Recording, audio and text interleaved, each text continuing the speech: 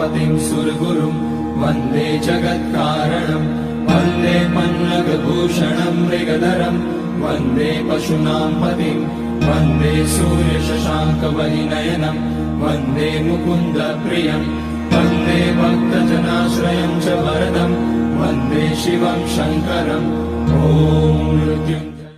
पिछले एपिसोड में हमने अयोध्या के शिष्य आरुणि की कहानी सुनी थी। आज हम उनके दूसरे शिष्य उपमन्यु की कहानी पर ध्यान देंगे। तो जैसा हमें पता है, आश्रम रहते हैं तो उसमें गौशालाएं होती है, खेत होते हैं और बाकी भी सारी व्यवस्थाएं रहती है। तो धौम्य गुरुजी ने अपने दूसरे शिष्य उपमन्यु को कहा कि तुम जाकर के गायों की सेवा करो, गौशाला में ध्यान दो। तो उपमन्यु ने कहा ठीक है गुरुजी, मैं ऐसा ही करता हूँ, और चला गया गायों की सेवा करने के लिए।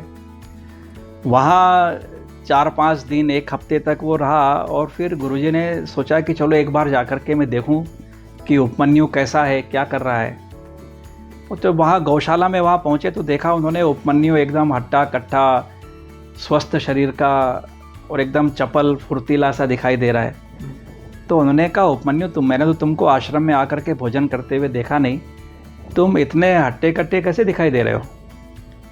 तो उपमन्यु ने कहा कुछ नहीं गुरुजी, ये जो मैं दक्षिणा लेता हूँ गांव में, वहाँ से दक्षिणा लेकर के आता हूँ और उसी से अपना पेट भर लेता हूँ।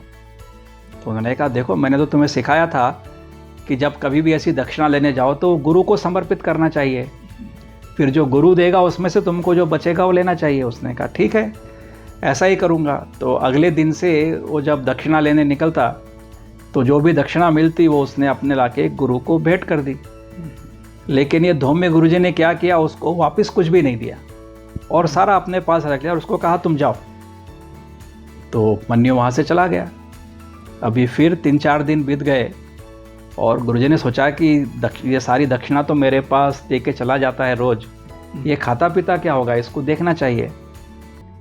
तो वहाँ पर गए तो देखा तो वैसा ही मस्त दिखाई दे रहा था, हट्टा कट्टा स्वस्थ। उन्होंने कहा अरे सारी दक्षिणा तो मेरे पास रह जाती है, तुम्हारा जीवन कैसे चल रहा है? तो उसने कहा कि गुरुजी, आपको दक्षिणा देने के बाद में मैं एक बार फिर से सबसे मांग लेता हूँ। तो उन्होंने कहा ये तो बहुत गलत बात है, क्योंकि जो भी तुम्हें दक्षिणा देते हैं पहली बार में जितना यथा योग्य रहता है, जितना उनकी सामर्थ्य रहती है, उतना तुमको दे देते हैं। जब तुम दूसरी बार उनसे दक्षिणा मांगते हो तो जो उन्होंने अपने हिस्से के लिए बचाया होता है वो तुम्हें दे रहे हैं, यह तो उनके ऊपर अन्याय है, ऐसा नहीं करना चाहिए।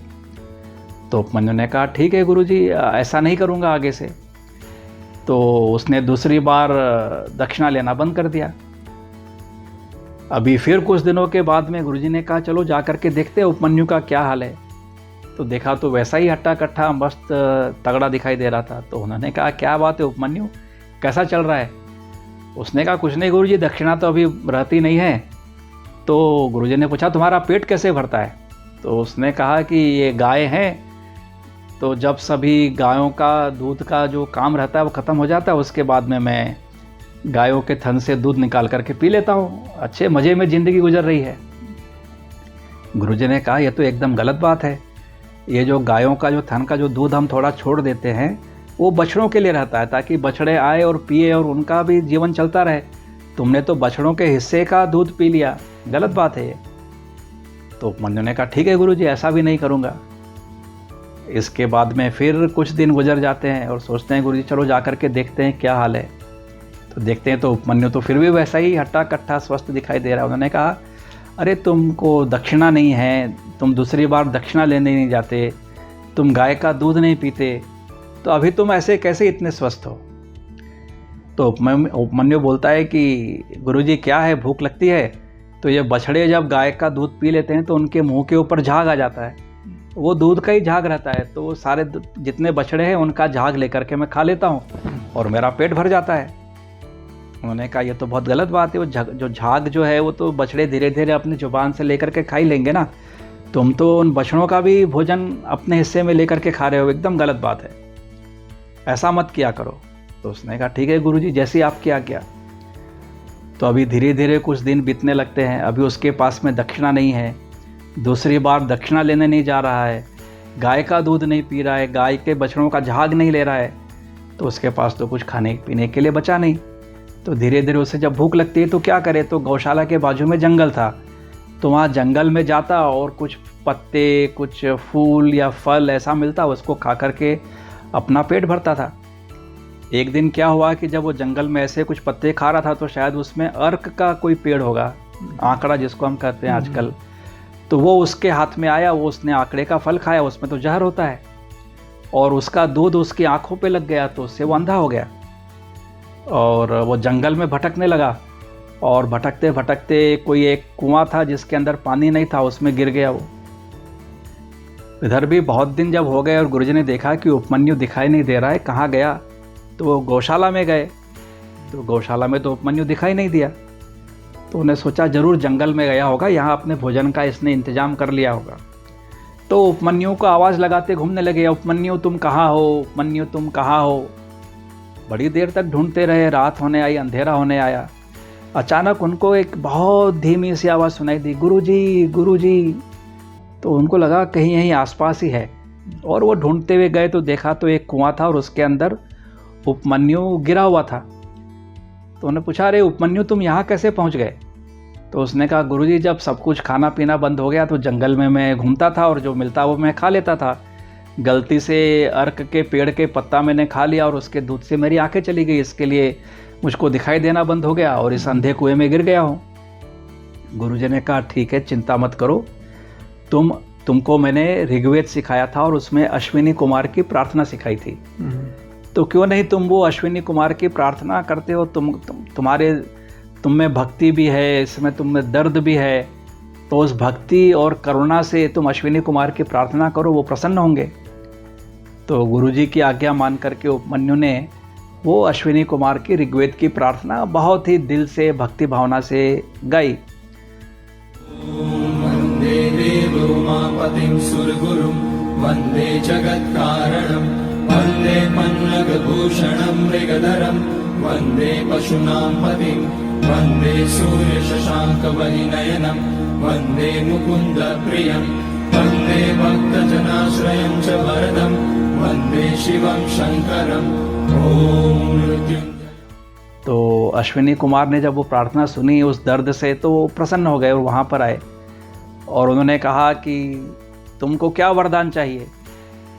तो गुरुजी ने कहा कि ये मेरा शिष्य है, यहाँ अंधा पड़ा है, उसकी आंखें दे दो, उसका शरीर फिर से स्वस्थ कर दो, और जो आपकी इच्छा हो इसको, क्योंकि बहुत ही बड़ा गुरु भक्त रहा है और इसने मेरी सारी बातें मानी हैं, आपकी जो मन में आए वो इसको आप दे सकते हैं।